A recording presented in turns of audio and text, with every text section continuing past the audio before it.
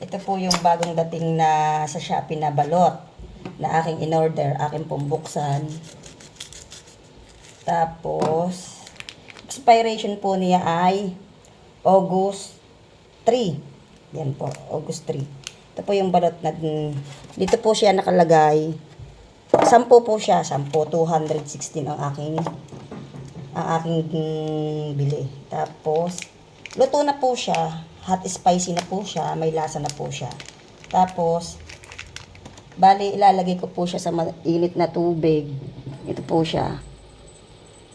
Yun lang po. Tapos, pwede na po siyang kainin. Pag nailagay.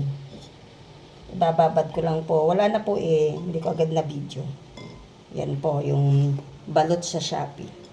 Masarap po siya. Yung lasang spicy na po siya. Tapos, maalat-alat. Ganun po siya. Tapos, masabaw po siya. Ito po siya, oh. Masabaw po siya.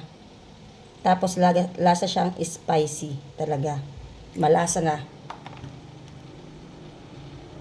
Ito po siya, oh. Makatas.